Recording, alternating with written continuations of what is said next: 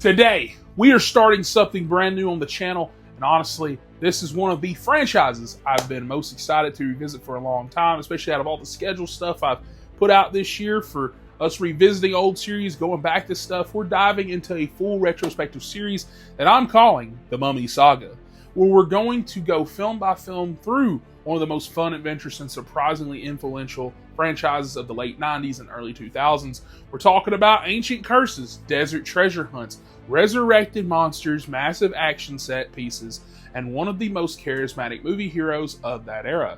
This series is going to cover the entire journey, starting with The Mummy from 1999, moving into The Mummy Returns, a spin-off The Scorpion King, the third film, Tomb of the Dragon Emperor, the controversial 2017 reboot, and finally building toward the brand new 2026 film that's bringing the franchise back into the spotlight. But before we get into any of that, we have to talk about the movie that made all of this possible, because when The Mummy hit theaters in 1999, it didn't just revive an old monster. It revived an entire style of blockbuster filmmaking that Hollywood had almost forgotten how to do. But before we get started on that, I want to give a huge shout out to my Patreon producers. Thank you guys for supporting the channel and helping these videos happen. And if you want even more content like spoiler reviews, movie vlogs, game reviews, and early uploads like this one, check out the Patreon link in the description. Take my hand and I will spare your friends. Oh dear. By the late 1990s, classic movie monsters weren't exactly popular anymore. Characters like Dracula, Frankenstein, and The Mummy were legendary in cinema history, but they were seen as an outdated type of film. Studios didn't really know how to modernize them in a way that felt exciting to modern audiences, and that is when director Stephen Sommers came in with a very different idea. Instead of making a straight horror movie like the newly released 2026 film, he decided to lean into adventure, and he wanted to make something that felt like the classic serials of the past. He wanted something big, something fun, something energetic, something with tone similar to Indiana Jones, where danger and humor existed side by side. And that decision is what made The Mummy stand out. This movie isn't just a horror film, it is an action movie, a comedy, a romance, and a monster movie all rolled into one, and somehow it balances all those elements in a way that still works more than 2 decades later. The film opens in ancient Egypt, and right away you can tell that the movie understands scale. We're introduced to the city of Thebes, a massive civilization filled with power, wealth, and political intrigue. This is where we meet Imhotep, the high priest who is secretly having an affair with the pharaoh's mistress, Anck-Sun-Namun. Now, this opening sequence is important because it establishes the emotional core of the villain. Imhotep isn't the evil that you would normally see for the sake of being evil. He's motivated by love, and that drives everything he does throughout this story. When the pharaoh discovers the affair, chaos then erupts. He's murdered, the lovers are captured, and Imhotep is sentenced to one of the most horrifying punishments imaginable, being buried alive as part of the Hamdai ritual.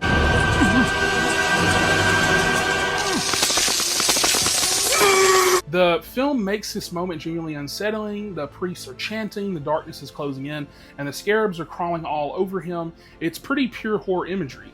And before the tomb is sealed, the movie plants the central idea of the story that some curses are so powerful they should never be disturbed.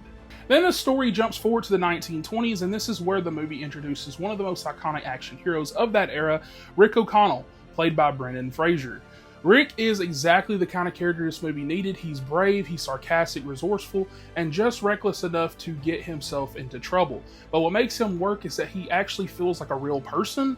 He gets scared, he makes mistakes, and he doesn't always have a plan. And Brendan Fraser, of course, brings so much charm to the role that you immediately root for him. He's not trying to be cool, he's just naturally is cool. That charisma carries the film, especially during the action scenes where his humor keeps things from ever feeling too heavy.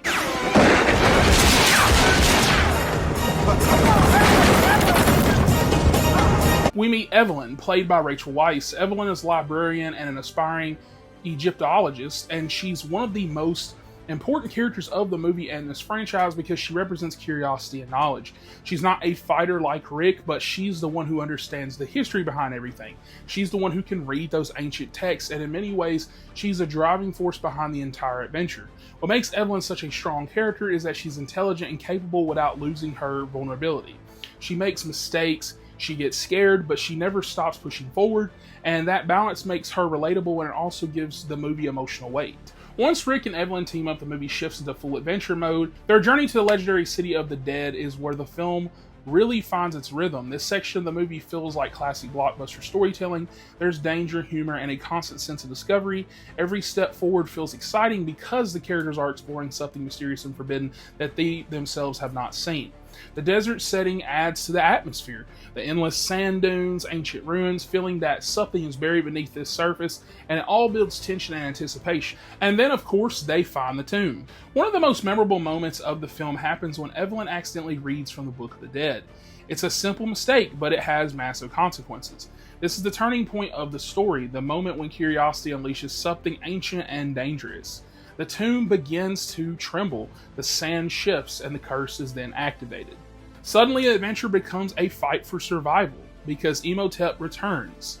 When Imhotep is resurrected, the movie fully embraces its horror roots. He starts off as a decaying corpse, barely human, and slowly regains strength as the story progresses. What makes Imhotep such an effective villain is that he feels unstoppable and controls the elements, and brings plagues upon the land and commands the dead.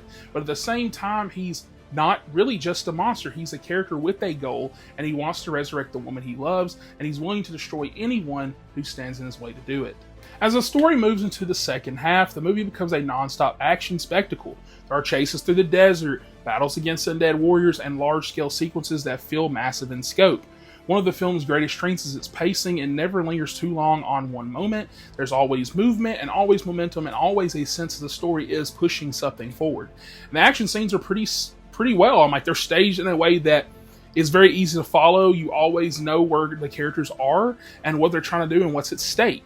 Another reason The Mummy holds up so well is the chemistry between the characters, especially Rick and Evelyn.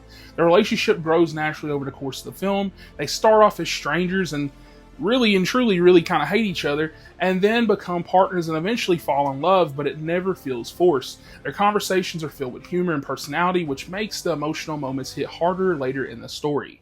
The climax of The Mummy brings everything together. The characters return for one final confrontation, and the stakes feel pretty enormous. The city begins to collapse, the undead rise from the sand, and time is running out, and in the middle of that chaos, the heroes have to stop Imhotep before he completes his ritual.